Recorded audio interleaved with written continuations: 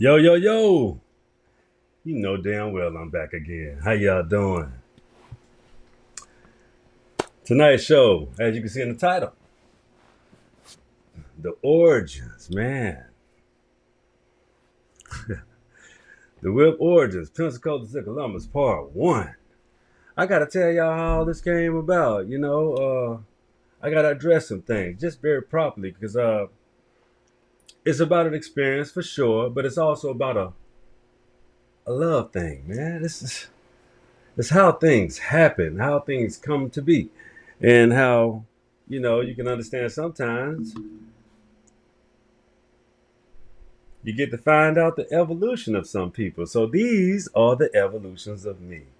This is the one episode that I was proud to do because it's necessary. It helps you see some things, my origins. But dig this, we're gonna jump right into it. Check it out. I was born in as I told y'all before, I was born in Pensacola, Florida. Pensacola, Florida. Beautiful place.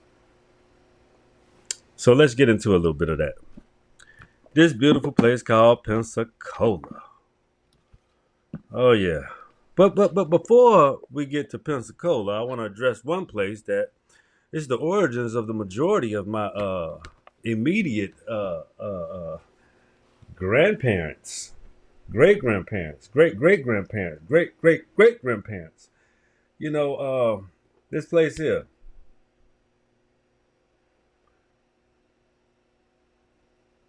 the history of Butler County, Alabama, from 1815 to 1885. In the words of the great Dr. John Henry Clark, with a book like this, you know what they would tell you? I told you, with some books that you can read that will make you extremely angry. And in the words of Dr. John Henry Clark, like he would say, it's a racist bigot, but the commentary is good. It's racist. You just have to do that reverse thing I was talking about that they do. When you read this book with the right mindset, I won't read a page out of this book because I won't do you like that. It is literally talking about my ancestors calling us savages, beasts, creatures, hating us, making sure we need to be annihilated and dissipated in every way. This book is a savage monarch. Yeah, it's something else. We're going to leave that alone, though. We're going to move right along. So, another book.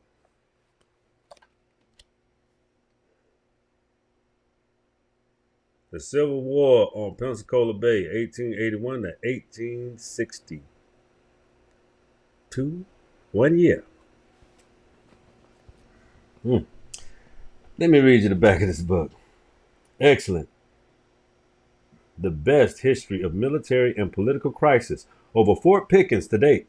Well written, full documented, and richly informative. Highly recommended. Civil War books and authors. In 1845, sparingly populated Florida had and admitted to the United States along with the Iowa in an ill-fate attempt to the balance between slave and free states, and ultimately, advertently, the Civil War that many felt was on the horizon.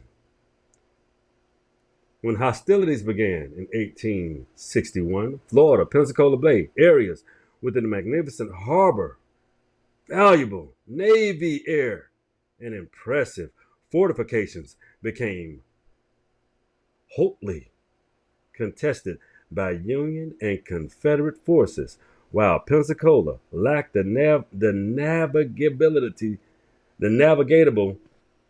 I'm sorry, I said navigability. The navigatable rivers and limited rail access had kept it from developing into one of the country's major commercial centers. Its location provided the perfect base for hostile strikes on nearby Mobile and New Orleans, forcing on the town of Pensacola and a small residential village of Warrington, my peoples, and Monthly. The volume detailed the events which took place in and around Pensacola Bay immediately before and in the early months of the Civil War. It takes in the Civil War. It takes a look at the various people involved and how the personalities and attributes shape their course of events. The work presents happenings from a contemporary viewpoint rather than how they were reported and retold at a later time. More than 70 period photographs, illustrations, complete and depicted of events. And this is a retired admiral, John K. Dixstroll. Disco lives in Madison, Wisconsin.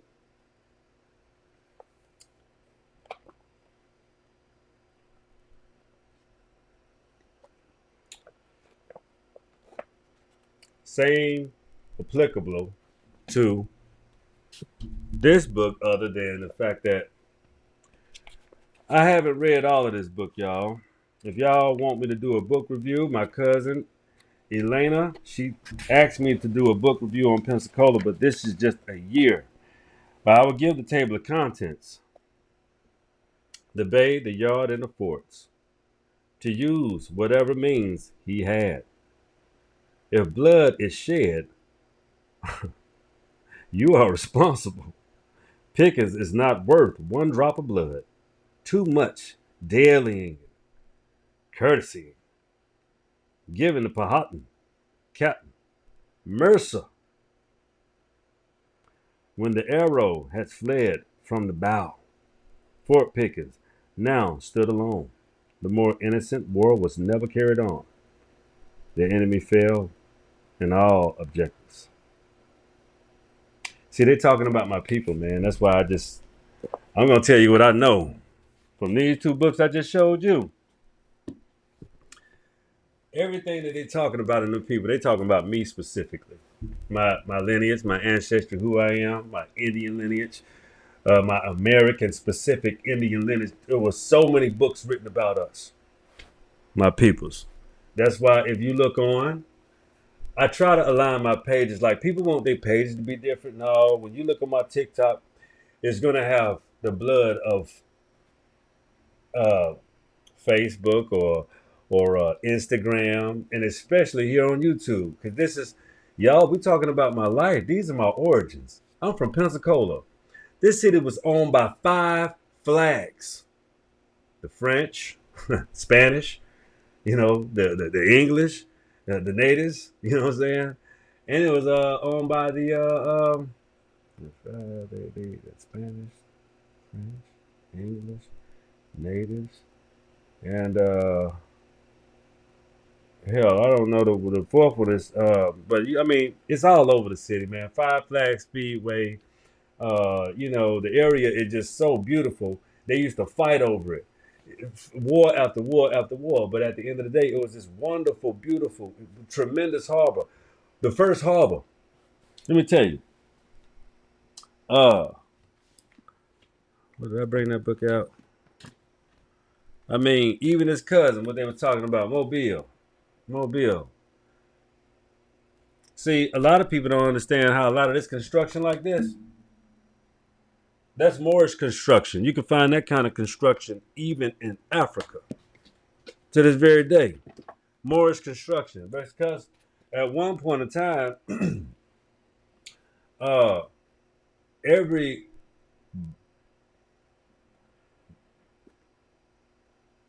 melanated people were treated the way they were supposed to be treated. You know. But see, when arrogance comes around, tables turn. These two places, Pensacola and Columbus, they were perfect places for me to grow up simply because I was born in Pensacola, Florida, Sacred Heart Hospital, and I was born on an Indian reservation. Pretty much. Those are my roots, an Indian reservation. That's a lot of Indians. That's a lot of people, and even people in my family don't even understand. They bought into the idea that we were from somewhere else. No, they'll say, yeah, everybody was. We got a little Indian in us. No, you just a whole Indian. That's it. You wasn't migrated. You wasn't bought from somewhere else. You know, I've dug too far within my DNA to saw it. It was like, whoa, whoa, wow, wait a minute. So by the line, your name was, oh no, that's no longer your name because now your name is Smith. But some people think that American Indians don't speak English. People don't even know how old the English language is. It's not even English. We'll get into that another day because I can prove that. But I just want to let y'all know, like, it's different, man. The things that I learned growing up, coming from these people. Look at me calling them these people like I'm extremely separated, but these peoples are my ancestors. They got books about them. They are why I'm so proud of who I am today. I don't understand why. I do understand. I would let me walk back my steps just a little bit. Let me tell you this: knowing that your family's from a reservation, because Will Crosby, Penny Hale, Penny Crosby, these are you see these folks. These are my ancestors. I love these are what people that make me up. That's what make me look the way I look today. So every attribute and feature I have is from my mother and my father. Every one of them, just like you. And it's okay to realize that and be extremely accepting and proud of that and figure out what that is. So fortunately for me, it was not very difficult. My grandmother Willie Mae Smith, she knew this. She said, I asked her when I was about maybe 11 or 12 years old. I said, so Granny, what part of Africa you think we from? She said, boy, baby, you ain't from Africa. What? No, baby, you from here. I thought she was trying to be funny because you have to understand why I asked this question. At 12 years old, you start learning about African American history. And what my grandmama was telling me at 12 years old was everything that I learned was a lie. Everything you learn in the book, boy, that's a lie. That ain't even the truth. They just tell y'all that I don't know why, but this is what she told me. But I know that ain't the truth. She'll tell you that. She'll tell you that. I know. She said, I knew before I was in high school I wasn't from Africa. And I wasn't going to act like it either. I didn't know what that meant. But I brushed it off like it wasn't nothing because I mean, they act just like we act, look just like we look, all of this. But a brother of mine shared a video with me where all black Americans know one thing. They say I got a little Indian in my family, but they don't know they the whole Indian. Most of us. I've shown all my ancestry.com on all my platforms just to show you like everything ain't what it seems. You can't judge a book by its cover. You can't, you see this blue shirt. I come from the water. I come from the real Fertile Crescent. You understand what I'm saying? The Fertile Crescent. Yeah, that's the real Fertile Crescent. This is the old world. I keep telling you, I came from a different place. Pensacola is not the place people think it is. They try to whitewash it, but it is so rich and deep with the best of history of this country.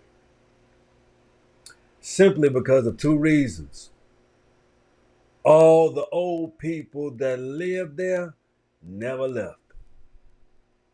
You know how I know that? Only very few people migrate out of their homelands. When they migrate out of their homelands, their homeland usually die of all.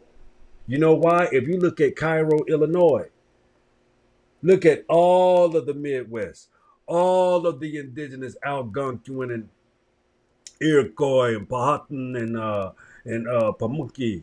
and all of the tribes that existed all over the Midwest, running all the way down into Kentucky into Tennessee. Tennessee was North Carolina. You know what I'm saying? Listen to Anthony Dixon, man. He showed you where all the kingdoms were in the first place, because democracy existed here first. Let's be clear. You think behaviors can write something like this? Huh? Huh?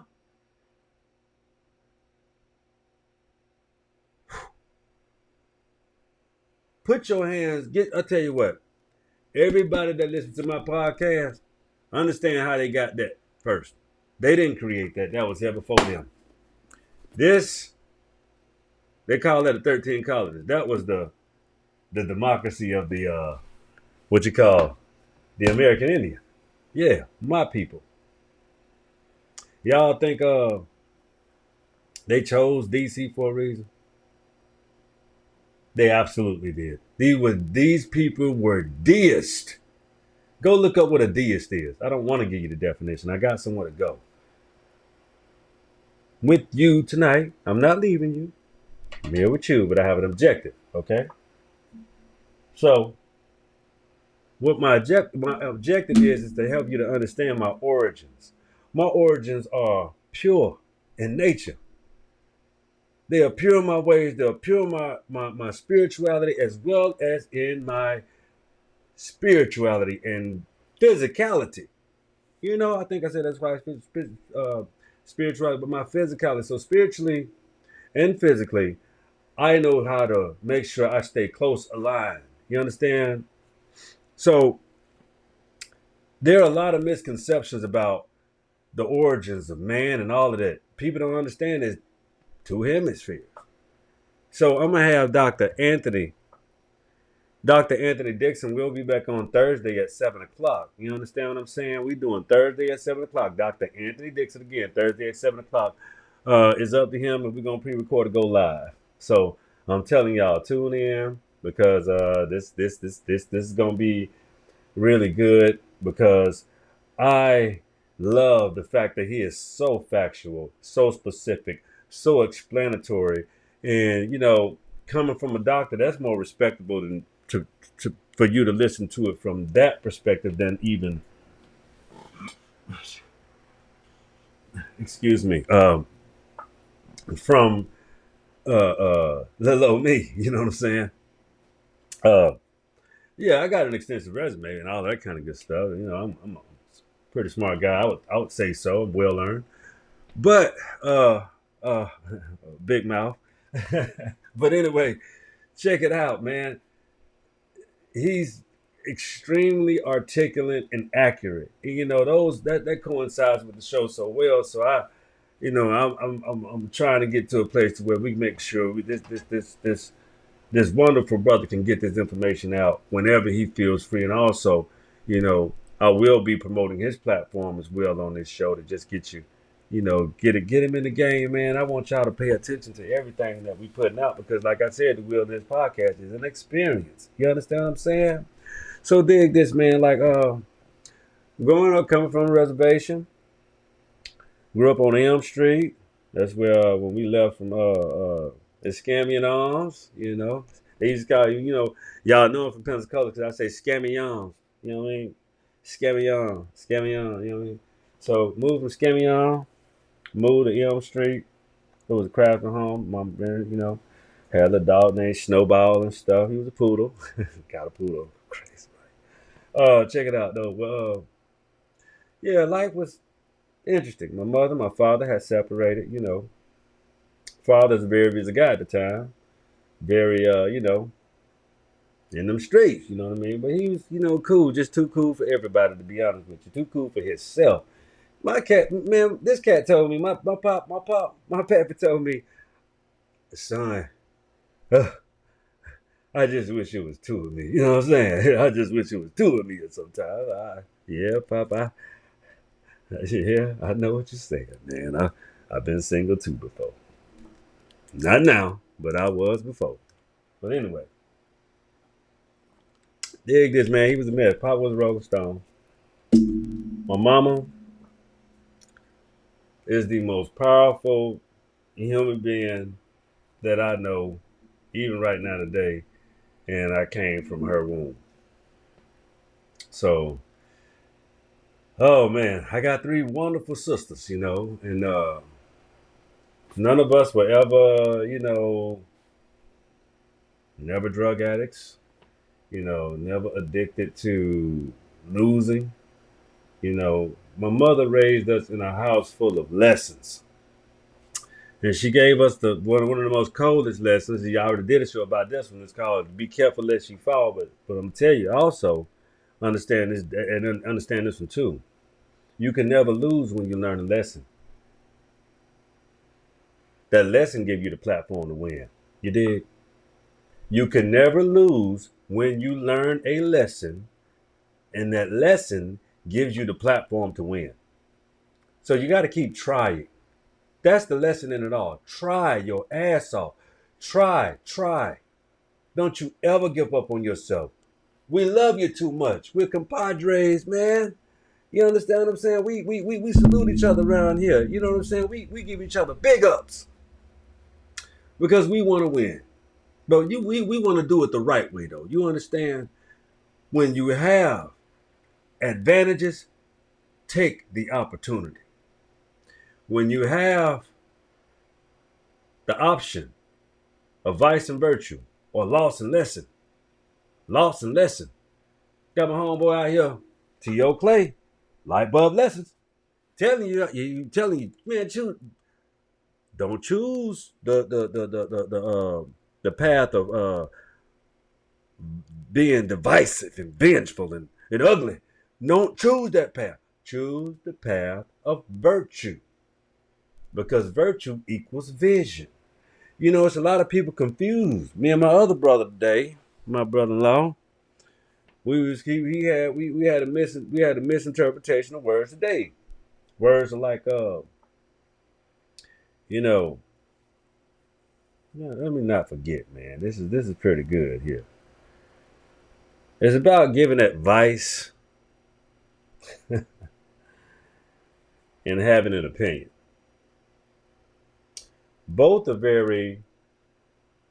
He thinks they're common cousins. I don't.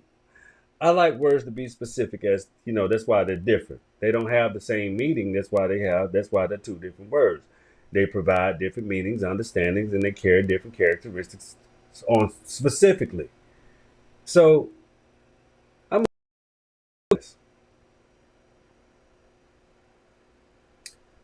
the reason why you subscribe to it, because you subscribe to the show. So you're subscribing to this advice anyway. You dig what I'm saying? So I'm gonna give you some advice. Man, the advice is like this. If y'all really if you guys understand me well, please, if people don't ask for your advice, don't give it. Let them say, give me your advice. That's when you say, oh, because as a matter of fact, that lets them know you were listening to them when they were explaining their situation. In order for you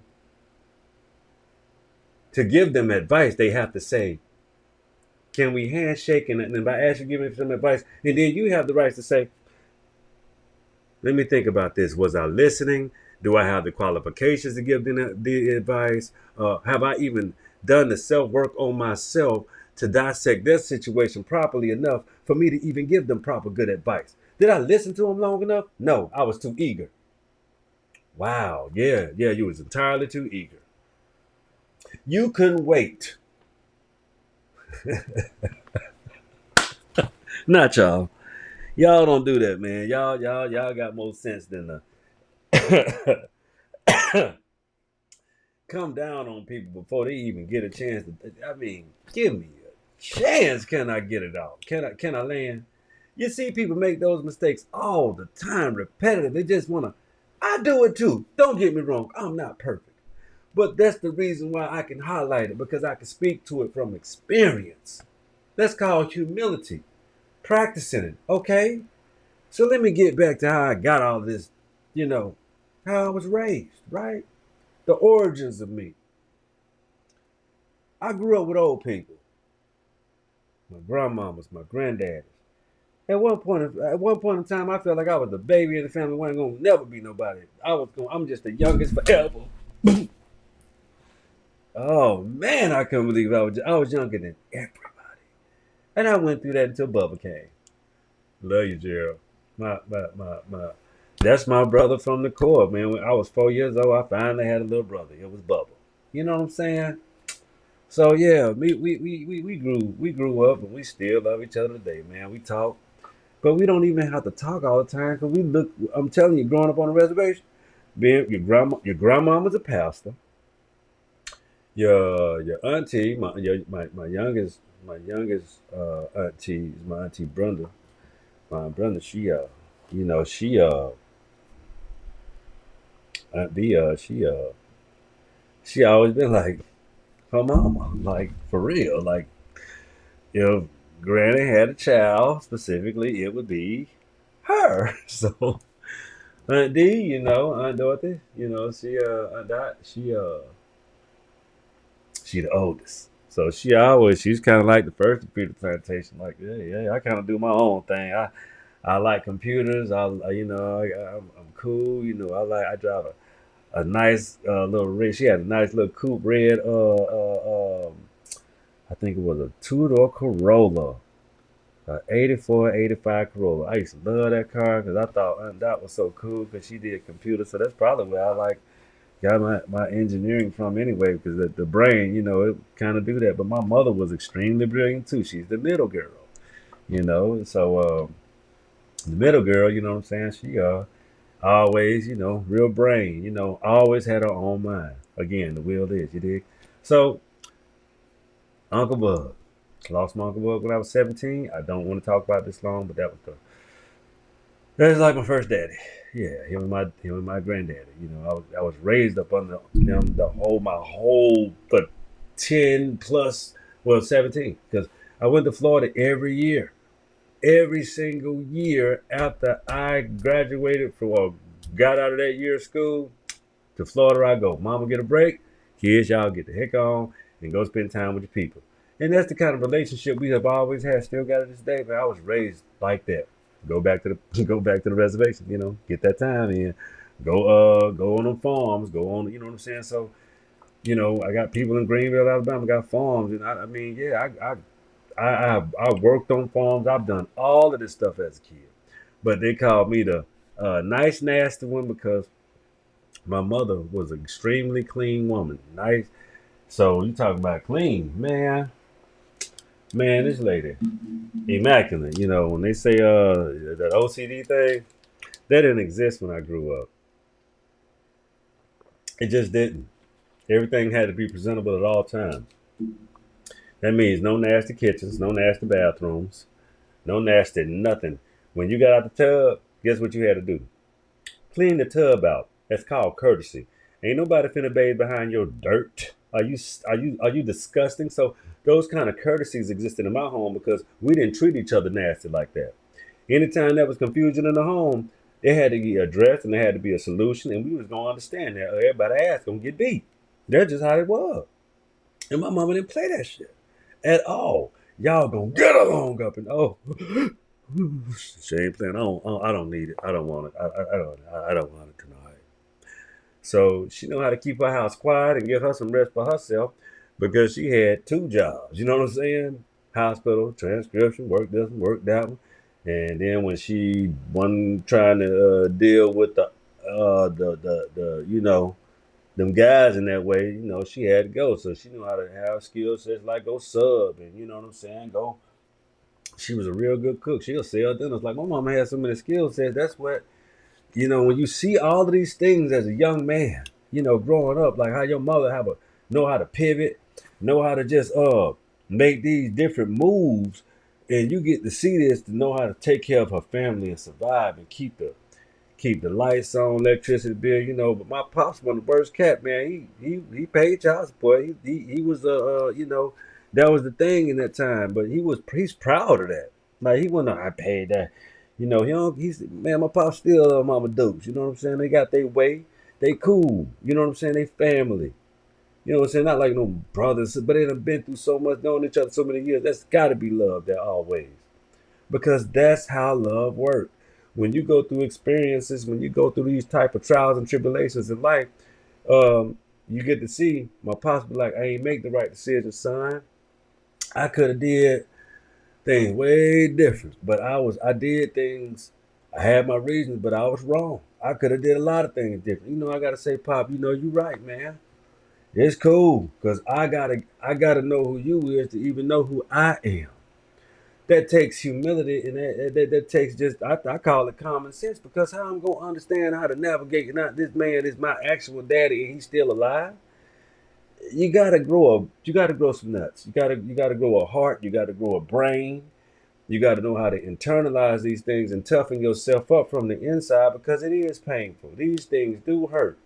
But if you don't know how to combat yourself to go beyond these points so you can move forward without throwing everything away that is you. A lot of people throw everything away that's them and wonder why they be lost and alone and hate self-assuredness because they need somebody to help me. See, I think I'm mistaken a lot. I'm a very exciting, very dynamic, extreme kind of person. Very extreme. Extreme. I'm very extreme. When I want to do something, man, I am very, very committed. Just like I'm committed to you. You see what I'm saying? Like I can produce like I do because I understand what hard work is. And I understand when you got it good and how to appreciate it, nurture it, take care of it, get better at it, help others, be selfless instead of being, selfish. Oh, it's mine. But people don't understand when you know how to take care of something and cultivate it, you have to make people respect what you do, because if you don't, they'll think they're helping you instead of assisting you. People hate the word assist, but I rather assist than help anybody. I don't need anybody's help. That's that's pitiful. That's saying I can't do for myself. Okay? Man, let me get some music going on. Let me talk about this. Let me talk about how this thing go down, because it's gonna be part two to it. So let me just assist with some. Let's cool on down. Let me chill on out a little bit.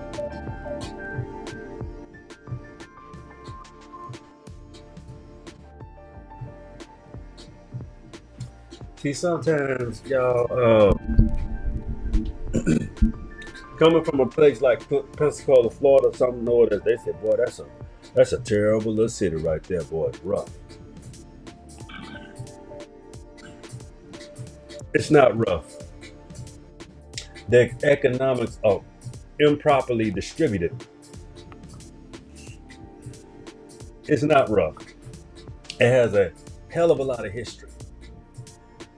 But when economics are not distributed properly, you have a dominant society that makes it's just as simple. They make life rough. They make life very hard and rough. When you don't tell the truth about history, we're not talking about the distribution of wealth. We're talking about the distribution of people. My people came from Greenville, Alabama. I had every single phase in American history since the inception of foreigners. Let me tell you something. We fought in every war. There was no war that was not fought in. Yep, Emmanuel was calling. Not Emmanuel, but he called me too. Emmanuel Smith was calling me. This is also E.V. Wilson. See, this E.V. Wilson.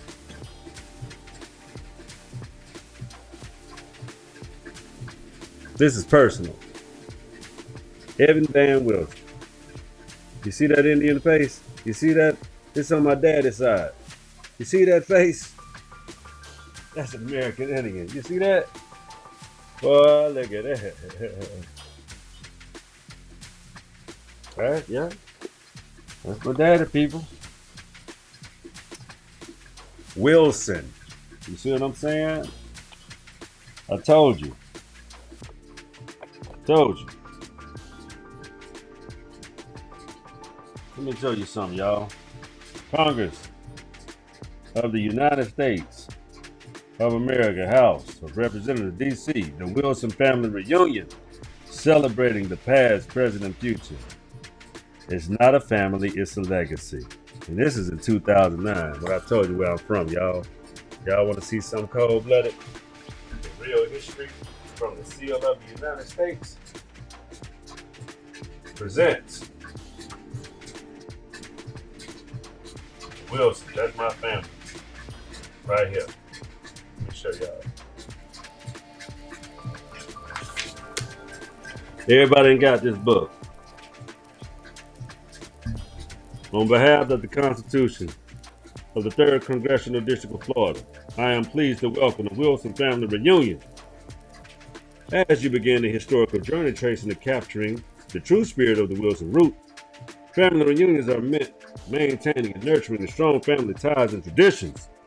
We have found such traditions to bear the legacy of our elders and predecessors, none more representative than that of Thomas and Tenny Wilson. From their beginnings, an unbreakable bond and forged between your past, present, and future, capturing in the prolific and prestigious lives of their sons, Thomas J., Evie, and Augustus, and their wives, who were the greatest supporters. For many of us, family reunions provide a true and unaltered history of a family, a people, and indeed a nation. This is beautiful. This is beautifully capturing by the many branches of the Wilson family tree, meaning of family and love as shown by each of you towards one another. And on this day, we welcome the Constitution of the Wilson family history in the presence of the elder survivors, Patricia Preston Wilson, at the tender age of 88 years young. You are blessed to have such a strong, enduring family gathering which warms the soul, cradle, heart, and gives life and meaning to your very existence. Therefore, I am honored to extend a welcome to the Wilson family. Enjoy yourselves, share the memories of times, rekindling relationships, and exploring the wealth of love. One love only family can give. You have a very exciting time before you, and I'm proud and pleased to share these warm wishes from all of us to all of you. That was Kareem Brown, Member of Congress, 3rd District of Florida.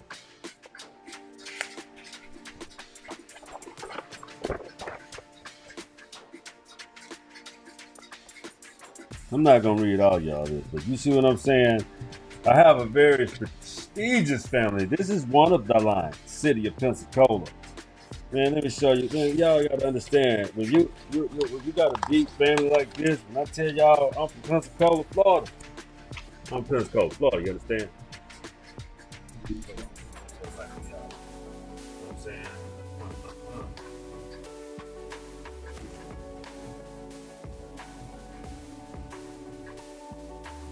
Okay. I had to show you this book because this is Pensacola. This is the history of Pensacola and before. Man, the lines go back, man. We got trees here. We got so many trees. We got everything. We go back, this is 1885 and stuff, man. 1841. 1841, Thomas D. Wilson. Tina Johnson Wilson. This book go back to 1841. Family. This a family tree. You see that? Family tree. This one go back to 1841. This is just one of my lines on my daddy's side. You see what I'm saying? Super roots. I know who I am. That's why we can help. That's why I'm here to help you, not to harm you or hurt you. I have the reason why I love books because I love the documented proof close to me. It is me. It's you too. Just follow me. Let me walk with you. You walk with me, and I can walk with you. That's right. Show enough. Gotta keep the throat more. All right. Yep. So I advise y'all to get this book here. You see, it says Africans and Native Americans. The language of race and the evolution of red and black people. See, this can't be so hard to believe, y'all. I mean, let me give you a little content on this one, a little table of content. So, Africans and Americans, intercontinental contacts across the Atlantic to the 1500s. You see them? To the 1500s. I told y'all we was cousins, man. Let's get that straight, okay? Pensacola tells all of this stuff. You got a whole lot of Moroccan monuments in Pensacola right now today. Been there before the 1500s, still standing. Listen, I've been seeing these buildings since I was a little kid. They won't even tear down half Pensacola because it's so old. So these are my origins. So dig this, man. Growing up with all these old folks and all these wonderful, beautiful people, my elders, I was extremely anointed. I was raised with extremes of goods, of behaviors, and I was just also a wild child. You know, smart aleck. Think I knew everything. I was a little tight too until I got tall. You know, so man, I'm telling you, I had a good time growing up. I got good buddies, man. We're gonna talk about this when we get a chance. When we get a chance, it's coming. Because I love being my authentic self. And I'm telling you, dig this. I ain't mean to put this down so fast. I feel like I cheated y'all. All right. Okay. The intensification of contacts, transatlantic slavery, and interactions before 1500s. Negro, Black, and more. The evolution of these terms as applied to Native American and others. Loros, Pardos, and Mestizos, classifying brown peoples. The mulatto concept, origin, and initial use.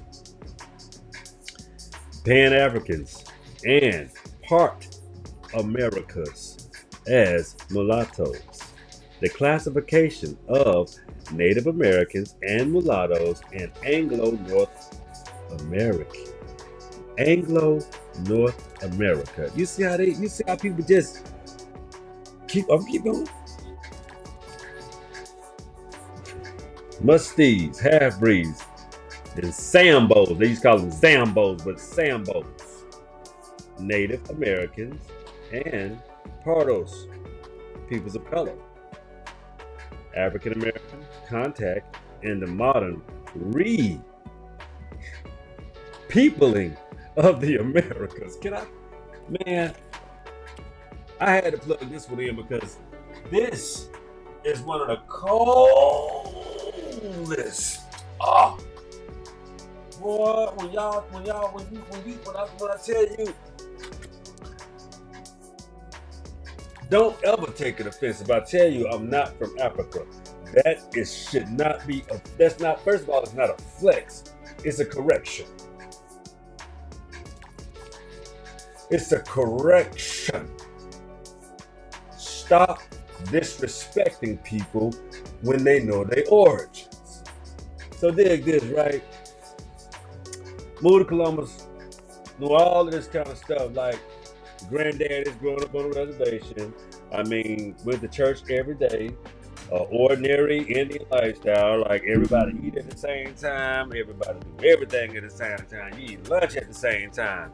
When I was as a kid, going back, thought it was the same routine. Everybody, when we do events at the church, we do watermelon contest. No pun intended, but we did. It was wonderful. I don't care if y'all make fun of that. That's what we did. We kept a lot of camaraderie.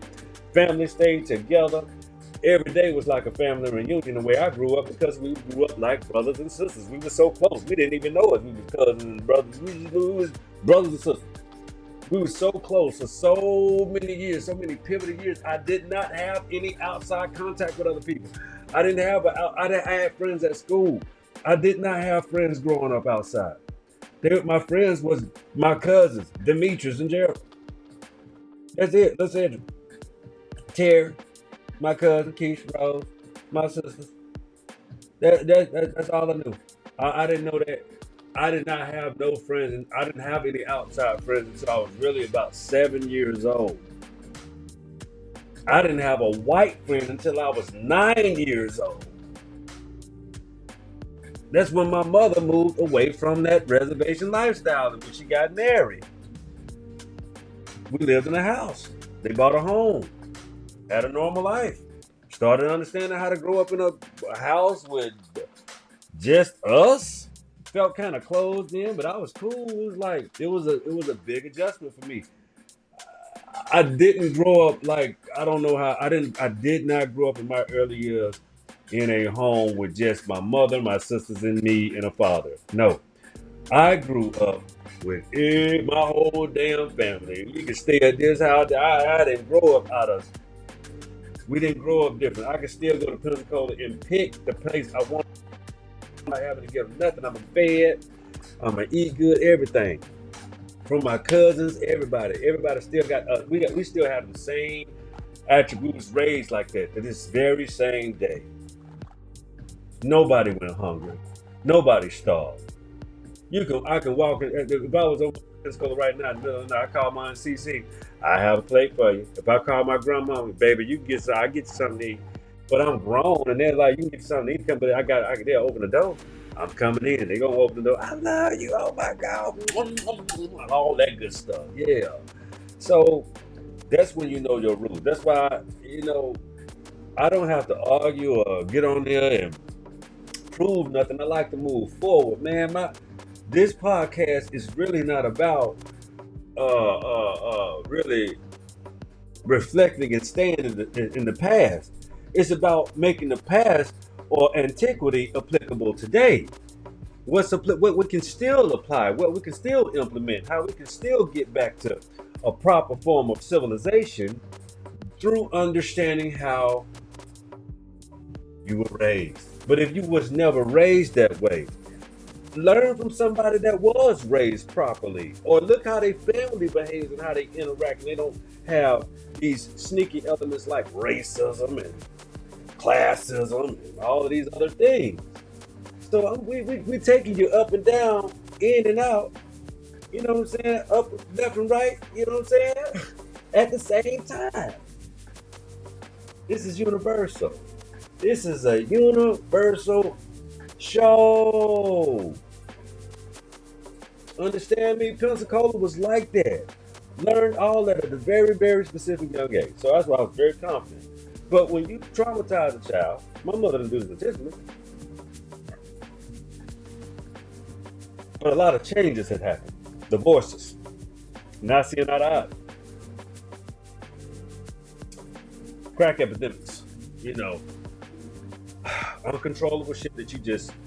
My mother knew how to protect her cubs. She knew how to pivot. She knew how to improvise, adapt, and overcome. I saw it implemented the first time when we moved. When we moved to Columbus, we moved so much young, but that was in the same city. We already knew we had a fortress. We already knew we had what you call the CP command center, William A. Smith. My granddaddy. Can't say enough about my grandparents, both sides. Shout outs to my grandparents. William A. Smith, Mary Faye Willis, John Willis, last but not least, Claude Smith. my ace forever and all the way through the lives of the universe. My ancestors, John Willis and Claude Willis. John Willis and Claude Smith. John Willis and Claude Smith are my grandfathers. You know what I'm saying? Oh, I'm the epitome of both of them. My dad would tell me I'm just like Will Lasser too. He's my great granddaddy, Will Lasser. You know what I'm saying? So, but then I got greats like Mama Rita. Shout outs.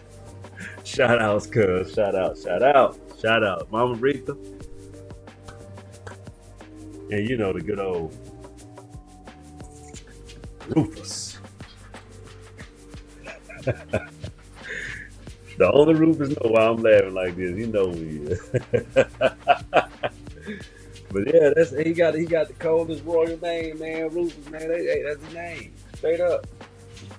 Daddy was a manual, you know. We got an illustrious history, man. I just showed you from my father's side of the house, but I can go back and forth.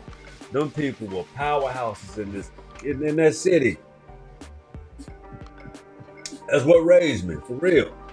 So by the time I got to Columbus, man, I'm like pretty damn brilliant kid, man. I'm pretty smart, well versed. You know, I got some roots about myself. I got some sturdiness about myself, and attitude too. But luckily, I met cats like Ronald Donald, Donald Cambrick, Andre Brooks. Like when I moved to Belvedere Park, and then I had like Gerald Jackson, Monk, goddamn Darren Hodges, Sheldon Scott, all my homies, man. I'm a whole lot of gang of cool cats, man. Like they're like my brothers, Richard Chevy, Richard Nelson. Man, a lot of cats, man. Man, I love you, man. I apologize if I, didn't remember your name for real though. Derek Allen, Juan Bland. You know what I'm saying? Oh, so many cats, man. So many of my brothers in Columbus, Georgia, man. Y'all already know I talk about Tepper because we talk currently a lot. You know what I'm saying? I talk about, you know what I'm saying? I got a lot of partners, players, super clothing line, man. I need to get some more stuff. Street apparel, Players Hardaway, cop his merch. Y'all, make him go global. Cop his merch, make him go global. Street apparel, catch him out on Facebook. Players Hardaway, check him out. Anyway, yeah. Good stuff, man. Good stuff, man. 'Cause I love that city, man. Cause it's my roots, man. Columbus, man. Went to Georgetown, met Harry Greer, met a couple cats, Johnny Thrill. I met Chucky, Denise Taylor, Tara C the Title Group. Boy, I tell you, boy, she was like the prettiest girl. You know, we like them little different looking little girls back then. Boy, I tell you, she was what you call. She would be what you call, the exotica at the time, Then you had Tasha, Shanae, you had, all the little girls I grew up with, man. I grew up with them, so middle school, the Rockchild, and I went to, I left East Side and went to South Gerard, and so I went to Rockchild, and that's where I'm, Sheldon, my homeboy Levi, and then I met Corey Wilborn, Tiffany. When it's lit, I met a lot of people. I loved Rothschild. I hated leaving. And then when I went to South Gerard, one of my partners I still rap with today, Gerald Nash. Everybody know I was on that ball court with these supersized. I got a big head, and see how big my hands is. I mean, they are huge. They are huge. So that basketball was the game, man. I felt like I could have did something with it, but I just got a lot of growing up, moving a lot, growing up with a single mother and running a real tight ship. You couldn't make no mistake. My mama wasn't giving an inch because she had a plan. She had an orchestration for us. One thing she gave us was discipline. Do your work. No matter how hard it gets, stay moving forward. So that's literally moving around a lot as a kid. I didn't make the grades that I could have made because I was always adjusting. But that made me stronger because that means you can adjust and keep moving forward. Man, it was tough, but you just knew how to have to get it. You know how they had to get some rest, wake up in the morning because you ain't want your ass whooped. You know what I'm saying? You ain't want to deal with that. So, dig, man, like, Rothschild, then I went to Kent. We had moved back on the east side when I was going on 13, 14. I was so happy going to Kendrick High School. Everybody from Belvedere Park to Columbia Heights to everywhere I knew, the east side. Those my folks, man. So I also happy to be around my people again, man. It was amazing. It was great. And some new blood like came in like Brian Thomas. You had boy James Cave and a couple other cats, and I met the best dressed cat in school. That nigga John L. John L. Bo. This cat out dressed everybody probably today. I was cold. He was just cold. For real. He's colder than anybody. I have no shame in my game. I mean, shit, I did a height limit, but that cat there, man. Woo! Salute, nigga. Hey, you got it, boy. For real. But anyway, yeah, man. Columbus was great. The class of '98, they called us the y'all. Y'all just different. You damn millennials. You know, we weren't millennials. We the last of the X's. We was the baddest X's. They just called us different. They was like, y'all are just, woo. Yeah, we was something else. We had probably one of the most. It's all over America. It's not just Columbus and at Kendrick High School. I'm talking about. I had a homeboy, my boy Vic. Well, when the ring go with, we at the same time. He's like, I'm tired of seeing no Cherokee jerseys. Get over it, Vic. What up? Now you still my brother, dog. Victor Bradley, what's happening, man? Me and that cat had. You talking about the truth is stranger than fiction? That's one person that can tell you all of my destructive ways, days. That time period, along with Bertrand Gregg. Shout out Albany. Bertrand Gregg, not my partner in crime for 20 plus years too, man. So we a bunch of old friends that been knowing each other forever. You know what I'm saying? And we still friends because we the realest to each other. We keep each other motivated, man. So this is the Will Is podcast, man. I'm glad I was able to share, some of my epic childhood moments and what made me really the guy I am today, man. Like for real. This is the Will Is podcast, origins from Pensacola to Columbus, Georgia. Pensacola, Florida to Columbus, Georgia. Man, the ebbs and flows of that journey was epic. It created that blood, that 65. You know what I'm talking about? That run through my blood. You know what I'm saying? Southeast, Inky baby. Yeah, straight up, man. Where the gods lie. Straight up in the South, man. Man, I'm telling you. I'm not a lost for words. I'm just happy. I just had to breathe for a second. But I'm going to tell y'all, we're going to get up out of here. It's been a little, I ran a little long tonight, but I mean, it's my origin story. So deal with it. We love you, man. Once again, the will is yours. Part 2 coming soon. Don't worry about it. Ain't going to leave nobody out. Yo, LB, I still got you on that delectable Negro episode that you want. All right, brother. It's a hard one for me. I'm trying to build positive, so you got to give me the stomach to kind of display that. Give me time. Give me time, people. Whatever you want me to put out here, I got you. Okay? We running on a full tank always, man. We know how to take care of ourselves. We know how to get some rest. We know how to renew ourselves. We know how to get back at it. Once again, this is the Will Is podcast, and the will is yours. Put up your W's, goddamn. That's right. It's yours anyway.